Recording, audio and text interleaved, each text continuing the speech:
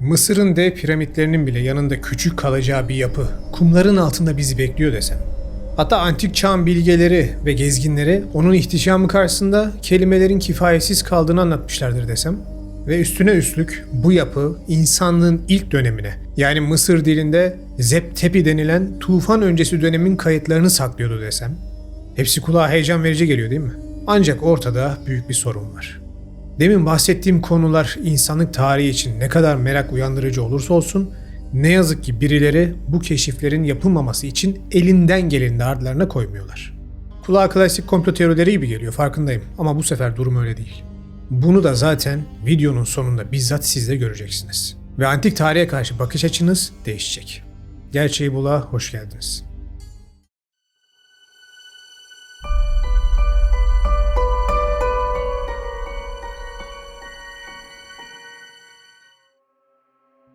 Fayum vahasının kenarında, Nil'in yaşam veren sularının çöle karıştığı noktada modern dünyanın gözünden ve hafızasından silinmeye yüz tutmuş bir harabe yatmakta. Kahire'nin yaklaşık 80 kilometre güneyinde 3. Amenemhat'ın Kara Piramidinin gölgesinde yer alan bu alan, ilk bakışta bizlere sıradan bir moloz yığını, zamanın ve yağmacıların acımasızca öğüttüğü bir taş tarlası gibi görünse de, bu tozlu ve sessiz yüzeyin altında insanlık tarihinin en büyük mimari becerilerinden biri. Hatta antik dünyanın kayıp harikası olarak bilinen Büyük Mısır labirenti Havara yatmakta. Antik tarihçiler Havara'daki labirenti 600 yıl boyunca farklı dillerde ve dönemlerde anlattılar. Hepsi de piramitlerden bile büyük ve görkemli bir kompleksten bahsediyordu. M.Ö. 5. yüzyılda yaşamış Yunan tarihçi Herodot, labirenti kendi gözleriyle gördüğünü ve kelimelerin tarif edemeyeceği kadar muazzam olduğunu yazmıştı. Herodot, Historias eserinin Euterpe bölümünde şu mısraları yazar. Quasumus mementote videa probabe et canali subscribe. Yani kabaca Türkçe'ye çevirirsem, videoları beğenmeyi ve kanala abone olmayı unutmayın. Doğru söze ne denir? Ben bu yapıyı bizzat gördüm ve kelimelerle anlatılamayacak kadar büyük buldum. Eğer Yunanlıların tüm surlarını ve büyük yapılarını bir araya getirseniz, bu labirentin işçiliği ve maliyeti karşısında sönük kalırlar. Efes ve Sisam tapınakları dikkate değerdir. Ancak bu labirent onları gölgede bırakır. Piramitler de kelimelerle anlatılamayacak kadar büyüktür ve her biri Yunanlıların en büyük eserlerine denktir. Fakat bu labirent piramitleri bile geride bırakır. Herodot'un bu sözleri yapının ölçeği hakkında bize sarsıcı bir fikir vermekte. Eğer Giza piramitleri bugün bile mühendislik sınırlarını zorluyorsa, onlardan daha üstün olan bu yapı nasıl bir teknolojiyle inşa edilmişti? Herodot'un tarifi yapının mimari karmaşıklığına dair paha biçilmez detaylar sunarak şöyle devam eder. Labirent kuzeye ve güneye bakan, kapıları birbirine tam karşıt, birbirine bitişik 6 kuzeyde ve 6 güneyde olmak üzere toplam 12 devasa kapalı avluya sahipti. Bu avluların her biri Mısır'ın 12 kralını veya bölgesel yönetimini temsil ediyordu. Tek bir dış duvar tüm bu kompleksi çevreliyordu. Anlatılanlara göre yapı yarısı yerin üstünde, yarısı ise yerin altında olmak üzere toplam 3000 odadan oluşuyormuş. Bu o dönem için inanılmaz bir oda sayısı. Modern bir gökdelenden veya devasa bir sarayın kapasitesinden bile büyük bir alandan bahsediyoruz. Herodot, odalar, avlular ve koridorlar arasındaki geçişlerin o kadar karmaşık ve dolambaçlı olduğunu anlatır ki, bir rehber olmadan yolunu bulmak imkansızdı. Avlulardan odalara, odalardan revaklara, revaklardan başka avlulara geçişler ziyaretçiyi sonsuz bir şaşkınlık içinde bırakıyordu, diye kitabına not düşmüştür. Rahiplerin yol göstermesiyle Herodot üst katları bizzat gezmiş, duvarlardaki kabartmaları, beyaz taştan yapılmış sütunları ve tavanın işçiliğini gözlemlemiştir. Ancak bu raporun merkezinde yer alan gizem, Herodot'un giremediği yeraltı katlarında başlar ve olaylar gerçekten sıra dışı bir hal alır. Herodot yeraltı odalarını görmek istediğinde kompleksi yöneten Mısırlı rahipler buna kesin bir dille karşı çıkmışlardı. Rahiplerin gerekçesi alt katların labirenti inşa eden ilk kralların ve kutsal timsahların mezarlarını barındırdığı şeklindeydi. Ve inançlarına göre oralara yabancılar giremezdi. Herodot yaşadığı hayal kırıklığını kitabına şöyle geçirmiştir. Yeraltı odaları hakkında sadece duyduklarımızı anlatabiliriz. Çünkü Mısırlı bekçiler buraların labirenti ilk inşa eden kralların ve kutsal timsahların mezarları olduğunu söyleyerek bize göstermeyi kesinlikle reddettiler. Bu ayrım önemli çünkü bu sayede labirentin sadece bir idare merkezi olmadığı, aynı zamanda yer altında saklanan ve halktan, Hatta Herodot gibi saygın bir ziyaretçiden bile gizlenen bir amacı olduğunu anlıyoruz. Rahiplerin kutsal timsahlar açıklaması dönemin inanç sistemine ve kutsal timsah tanrı Sobek tapınmasına uygun olsa da belki de daha derin bir gerçeği korumak için uydurulmuş bir paravandı. İlk krallar ifadesine dikkat etmek lazım. Çünkü bu ifade 3. Amenemhat'tan çok daha eskiye, hanedanlık öncesi döneme, yani Edfu metinlerinde geçen Şeptu veya Zep-Tepi, yani ilk zaman krallarına bir atıf olabilirdi. Eğer öyleyse Herodot'un giremediği o karanlık dehlizlerde sadece mumyalanmış timsahlar mı vardı, yoksa Herodot'tan hemen sonra bilginin ışığını yayan Platon'un da eserlerinde dile getirdiği gibi tufan öncesinin o gizemli, gelişmiş medeniyetine ait bilgiler ve teknolojiler mi saklanıyordu? Yani Atlantis'e. Antik dönemin en önemli bilgi taşıyıcılarından olan Platon, Timaeus ve Critias eserlerinde bize antik çağın ütopik bir medeniyetinden, yani tufan öncesi dönemin yıldızı olan Atlantis'ten bahseder. Ve bu ileri medeniyetin zamanla tanrısal erdem yolundan saptıkları için yozlaştıklarını ve sonunda da Zeus'un gönderdiği büyük tufan ile ilahi bir ceza sonucu yok edildiklerini anlatır. Platon bu bilgiyi aldığı referans kaynağını ise açık bir şekilde yazmıştır. Batı medeniyetinde demokrasi kavramının fikir babası olan büyük devlet adamı Solon. Solon M.Ö. 600 civarında Mısır'a gitmiş ve Nil deltasındaki Sais şehrini ziyaret etmişti. İşte bu gezi sırasında Sais rahipleriyle kadim tarihi tartışırken Mısırlı bilgeler Yunanlıların tarih anlayışının çocukça bir seviyede sığ olduğunu görmüşler ve Solon'dan bile 9000 yıl önce, yani günümüzden yaklaşık 11.500 yıl önce yaşanan dev tufan ile eski medeniyetlerin yeryüzünden silinip gittiğini ama Nil deltasının bu yıkımdan çok daha az etkilendiği için Mısır'ın bu kadim arşivleri sakladığını anlatmışlardır.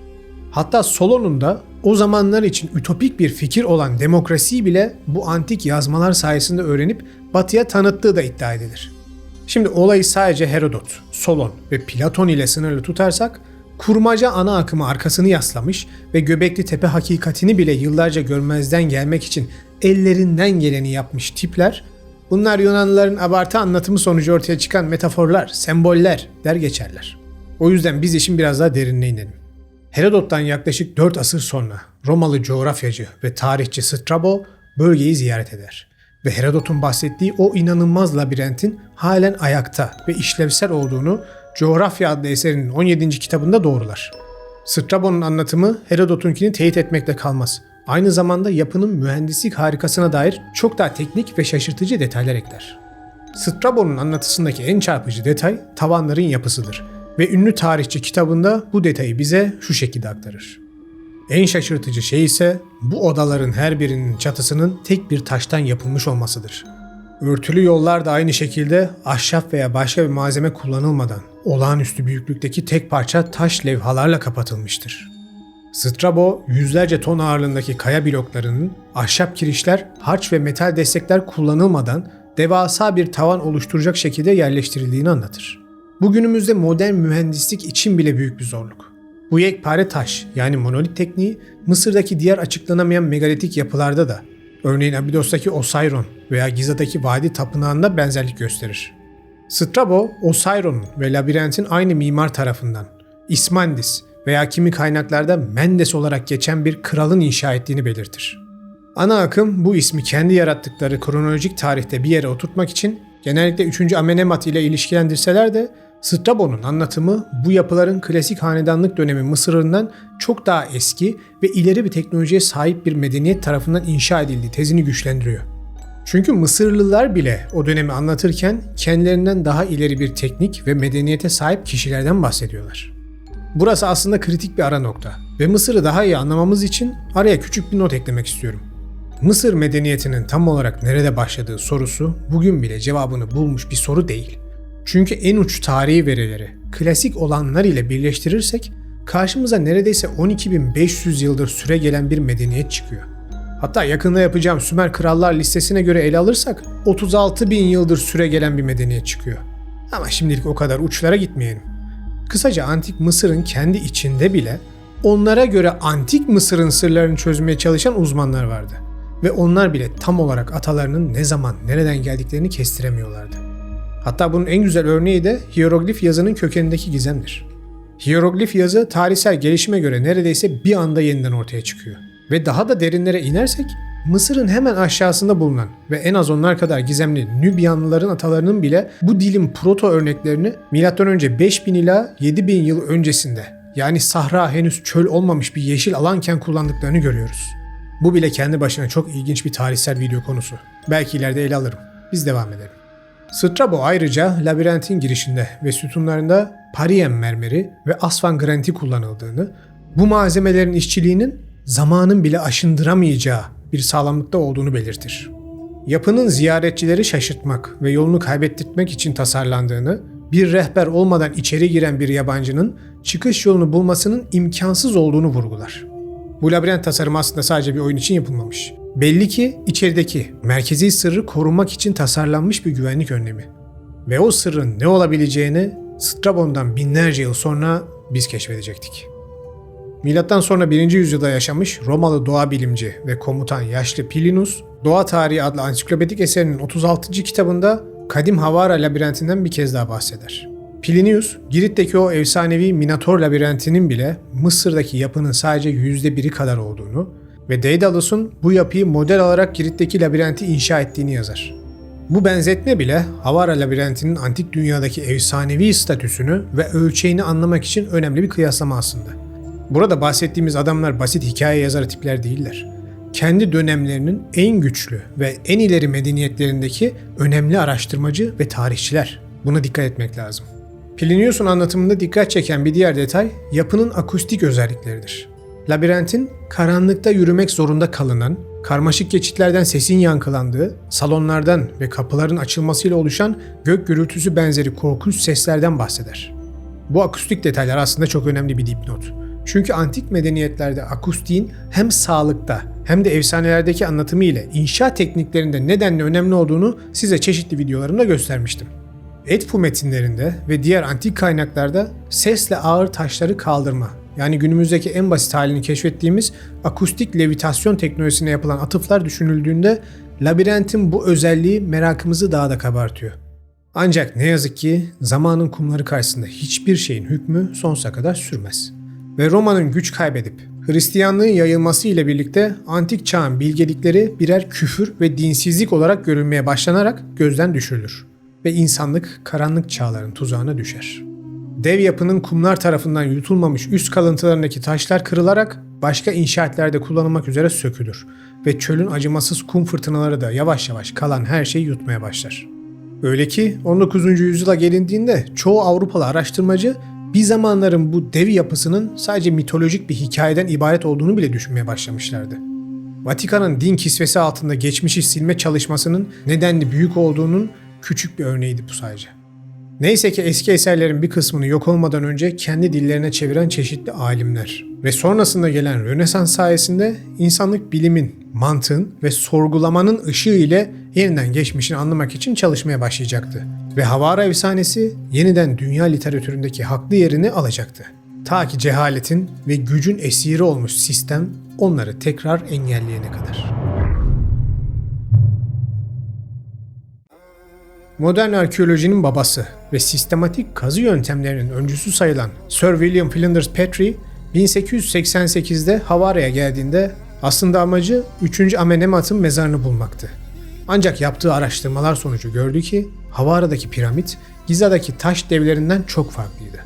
3. Amenemhat'ın piramidi, yani kara piramit olarak da bilinir, dışı kireç taşıyla kaplı olsa da içi milyonlarca kerpiç tuğladan yapılmıştı. Dahası piramidin içi mezar soyguncularını engellemek için tasarlanmış ölümcül tuzaklarla doluydu. Petrie piramidin içine girmek için aylarca mücadele etti.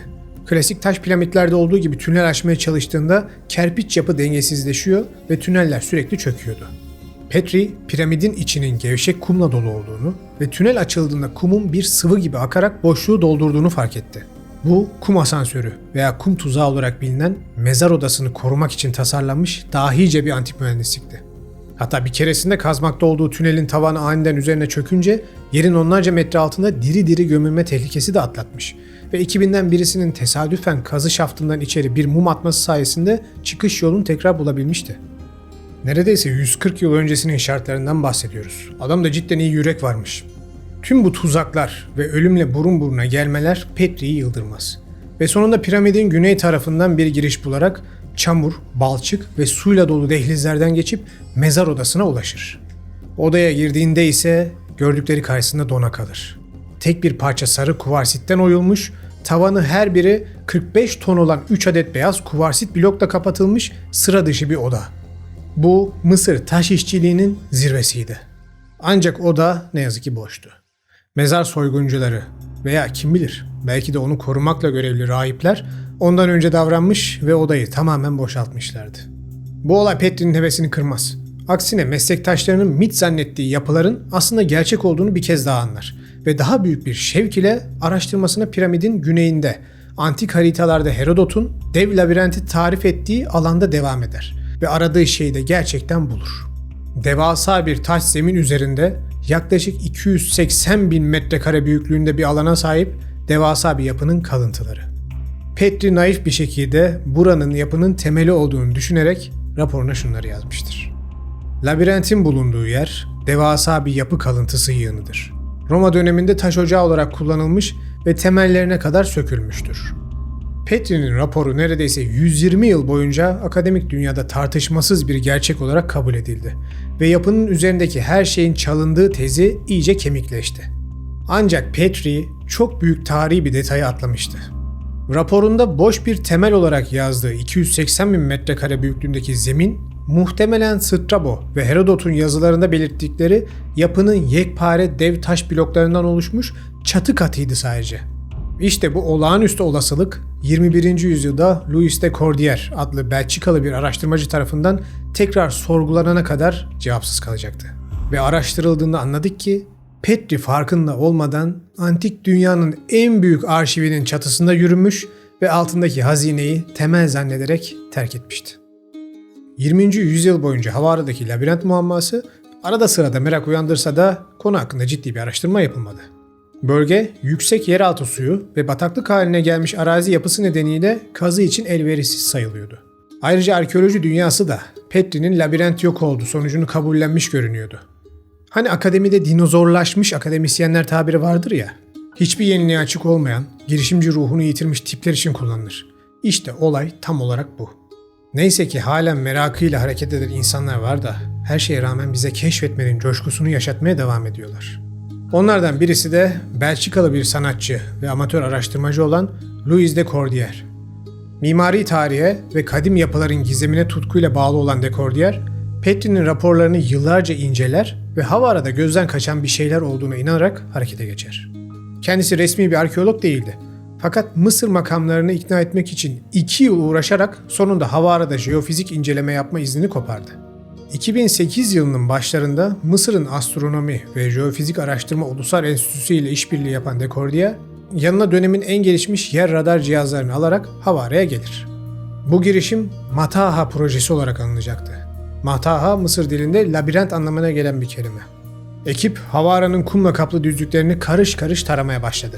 Radar sinyalleri yerin yaklaşık 15 metre derinine kadar nüfuz edebiliyor ve toprağın altındaki yapıları tespit edebiliyordu. Buldukları sonuç ise tüm ekibin tüylerini diken diken eden cinstendi. Tam da Petri'nin işaret ettiği bölgede piramidin güneyinde geniş bir alanda radara düzenli bir duvar ızgarası yansımıştı. Toprağın 12 metre altında kalınlığı birkaç metreyi bulan duvarlar beliriyordu. Ve bunların modern tuğla değil, granitten duvarlar olduğu anlaşılıyordu. Tarama verilerine göre bu yapı kalıntıları yaklaşık 70 bin metrekarelik bir alanı kaplıyordu. Bu 10 futbol sahası büyüklüğünde devasa bir alan demek. İşte Herodot ve Strabo'nun anlattığı labirentin ta kendisi, kumların altından binlerce yıl sonra ilk kez insanlığa biz buradayız diyorlardı. Ve bu sayede binlerce yıllık kayıtların efsane değil, gerçeği tarif ettiği bir kez daha anlaşıldı. De Cordier ve ekibi bu bulguları makaleler halinde derleyip yayınladılar. Haber dünya basınında heyecanla karşılandı. Mısır'da gelmiş geçmiş en büyük arkeolojik keşiflerden biri olarak manşetlere çıktı. Yıllardır efsane denilip geçilen labirent gerçekten de bulunmuştu. Artık sıradaki şey de bu yeraltı kompleksine girip ne içerdiğini ortaya çıkarmak olmalıydı, değil mi? İşte hepimizde aynı naif düşünce var. Ancak bu dünyada nedenini anlamadığım bir sebepten birileri taşlaşmış yalan tarihin değişmesini kesinlikle istemiyorlar. Ve bunun için de ellerinden gelen her şeyi yapıyorlar. Tıpkı Havara'da yaptıkları gibi. Zahi Hawass. Kesin bu adamı sağda solda belgesellerde ya da programlarda görmüşsünüzdür. Mısır'la ilgili medyatik ne olursa olsun mantar gibi ortaya çıkan, Mısır Eski Eserler Yüksek Konseyi Genel Sekreteri olan ve arkeoloji konusunda da Mısır'da kendini tek adam ilan eden bir piyon. Kendisi labirentle ilgili veriler paylaşılıp yeni araştırmalar için izin istendiğinde deliye dönerek bu kazının asla yapılamayacağını, çünkü Mısır'ın ulusal güvenliğini tehdit ettiğini söylemiştir. Bu şaka filan değil, adam gerçekten böyle birisi. Ona göre binlerce yıldır toprak altındaki bir labirent Mısır ulusu için ciddi bir tehlikeymiş. Birazdan başka örneklerini de vereceğim. Hawass'ın emriyle de Cordier'in ekibi araştırma sonuçları hakkında konuşamaz hale geldi. Planlanan resmi basın açıklaması süresiz ertelendi ve resmi hiçbir ek çalışma ya da kazı izni verilmedi. Tüm bunlara rağmen de Cordier, Mısır makamlarının resmi açıklama yapmasını ve kazı izni çıkarmasını 2 yıl boyunca sabırla bekledi.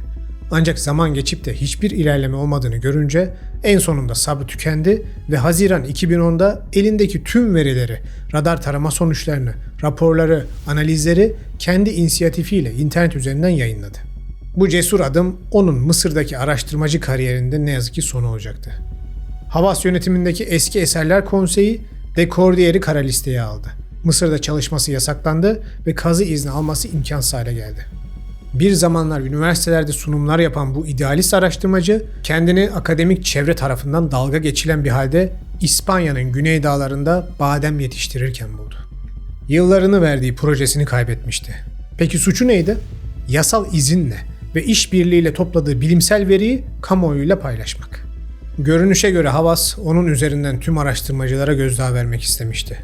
Resmi tarih tezini zorlayacak bir şey bulursan ödül değil, yasaklanma kazanırsın mesajı açıkça herkese verildi. Tabii bu Hawass'ın son baskısı olmayacaktı.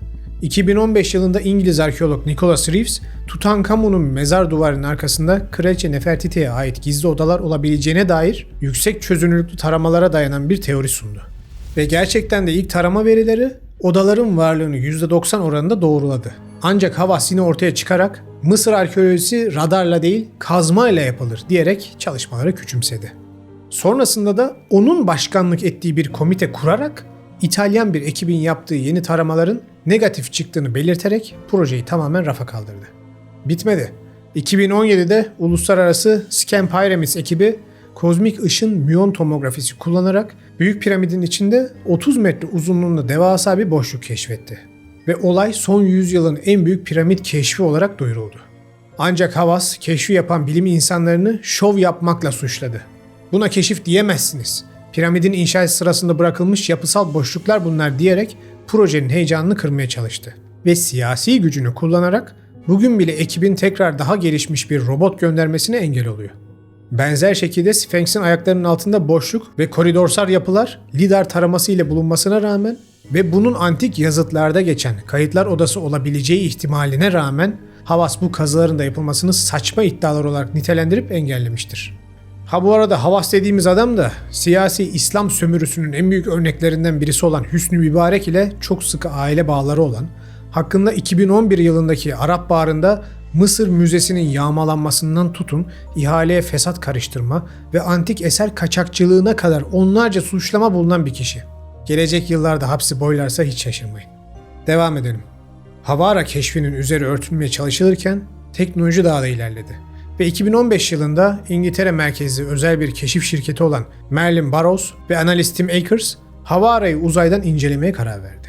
Eski bir Kraliyet Hava Kuvvetleri subayı ve uydu analiz uzmanı olan Tim, sentetik açıklıklı radar ve uzun menzilli moleküler tarama sistemi kullanarak normalde yeraltı nükleer sığınakları tespit etmek için kullanılan bu teknolojiyle alanı tekrar tarar ve bulduğu sıra dışı sonuçları 2015 yılında Harrogate'de gizli bir briefing ile sunar. Uydu taramalarına göre labirent tek bir kattan değil, antik metinlerdeki gibi toplamda 50 metre derinliğe kadar inen 4 katmandan oluşuyordu. Tüm katmanlar birbirine dikey bir merkezi şaft ile bağlanmış ve ilginç bir şekilde şaftın Yunan omega harfinin Mısır'daki karşılığı olan sonsuzluk sembolü şeklinde dizayn edildiklerini gördüler. Şaftın etrafında hidrolik kanal sistemleri olduğu için bunun devasa bir hareketli sistem olduğu düşünülmüştür. Ancak bulguların belki de en çarpıcı anı yapının en aşağısında gizlenmiş ve hatırlayın Herodot'u oraya almamışlardı, Neredeyse 40 metre uzunluğa sahip, dik duran, devasa halka şeklinde bir oluşumdu. Ve ilginçtir, bu nesnenin radar verilerine göre yekpare metalden yapılmış olduğu iddia edilmiştir. İşte burada hikayemiz uç bilim, tarih ve uç tarih ile buluşuyor.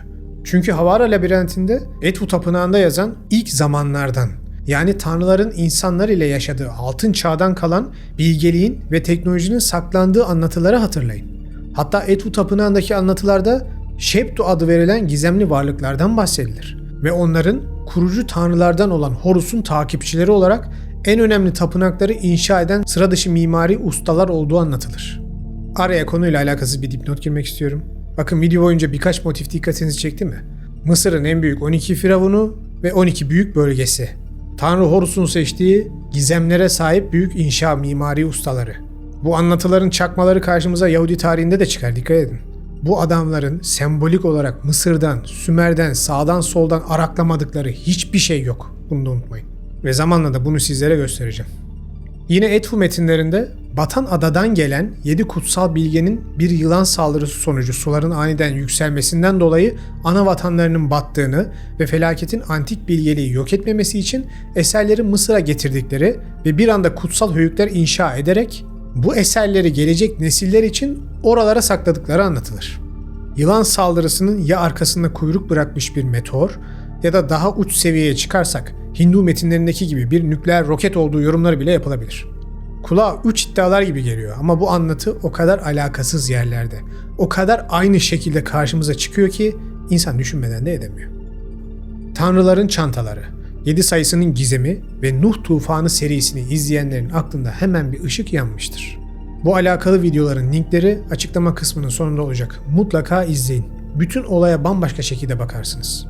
İşte eldeki tüm veriler birleştiğinde, tarihin babaları olarak adlandırdığımız kişilerin detaylı anlatımlarından tutun, modern arkeolojinin bulgularına kadar bize her şey Fayum vahasında dev bir antik kalıntının olduğunu üzerine bastıra bastıra söylüyor. Burasına ister biraz uç senaryodan giderek tufan öncesi bilgeliğin ve hatta teknolojinin saklandığı gizemli kütüphane deyin. Hatta en merkezindeki dev metale de antik tanrıların bir yerden bir yere hızlıca gittikleri kutsal kapılar deyin. Veya isterseniz de normal arkeolojiye göre devasa boyutlarda ama normal bir antik eser deyin. Bence hiç fark etmez. Sonuçta her şey bize orada insanlık tarihi için son derece önemli bir kalıntı olduğunu gösteriyor. Ama adları yolsuzluk ile anılan birkaç karanlık tip yüzünden bu mirasa kavuşamıyoruz. Ve işin kötüsü Havara için zaman da daralıyor. Labirent şu anda en büyük düşmanıyla savaşıyor. Su. Bölgedeki Bağır Yusuf, Bağır Selah gibi sulama kanalları ve Asvan Barajı sonrası değişen su rejimi yeraltı su seviyesini 5 metre kadar yükseltmiş bulunuyor. Ve bu su yüksek oranda tuz ve mineral içermekte. Tuzlu su taşları, özellikle kireç taşını ve kumu bir kanser gibi içten içe eriten bir karışım. Hatta 2024 ve 2025 yıllarında yapılan hidrojeolojik çalışmalar suyun piramidin alt odalarını ve labirentin üst katlarını doldurduğunu doğrulamıştır da. Ama tüm bunlara rağmen liyakattan nasibini almamış Mısır hükümetinde herkes kendini düşündüğü için ve özellikle Zahi Havas her haltı ben buldum, ben mega arkeoloğum egosunu tatmin etmek için tüm bu çalışmaları bürokratik bir çıkmaza sokarak resmen gözümüzün önünde bir insanlık mirasının yok olmasına sebep olmaktadır. Ve ilginçtir, ana akım da buna sesini çıkarmamakta. Tarihin değişmesinden bu kadar neden korkuluyor? Belki var, belki yok bilinmez ama tufan öncesi bir medeniyet olasılığından neden korkuluyor? Ders kitaplarında medeniyet Sümer'le başladı teorisinin Göbekli Tepe gibi kanıtlar bulunmuş olmasına rağmen çürümesinden neden korkuluyor? İşte bunu gerçekten anlamıyorum. Ha dinler bu baskıyı yapsa anlayacağım. Çünkü sembolik tüm anlatılarının çökmesi anlamına gelir. Ama akademi neden bu fikirlere deli saçması olarak bakıyor, onu gerçekten anlamıyorum. Yahu Truva antik kentine mit dendi, gerçek olduğu ortaya çıktı. Angkor Wat'a mit dendi, gerçek olduğu ortaya çıktı. Tufan olayına mit dendi, Younger Dryas döneminde gerçekten dünyanın pek çok yerinde büyük yıkımların olduğu ortaya çıktı. Minos uygarlığı Yunan mitolojisi dediler, gerçek olduğu ortaya çıktı. Ve hatta kaçınız duydu bilmiyorum ama Amerika kıtasına bile Christoph Kolomb'dan 500 yıl önce ilk kez Vikinglilerin, hatta şarkılarda adı Leif Erikson olan bir Viking'in ayak bastığı kanıtlandı ama tarih kitapları halen baştan yazılmıyor. Peki neden?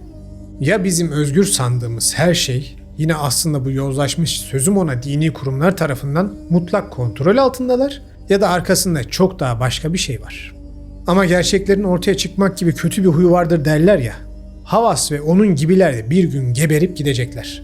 Belki bugün, belki yarın. Ve bu dünyada da bazı kalıplar değişecek.